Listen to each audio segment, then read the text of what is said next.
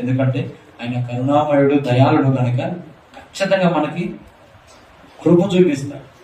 నాకే సమృద్ధిగాని కృపను పంచవు నా యేసు రాజా, కృపా సాగర అనంత స్తోత్ర.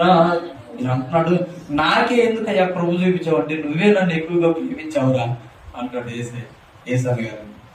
ఏమని?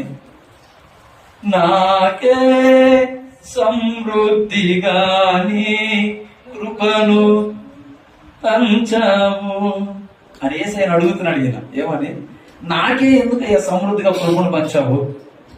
నా యేసు రాజా, కృపా సాగర అనంత స్తోత్రాలుడా.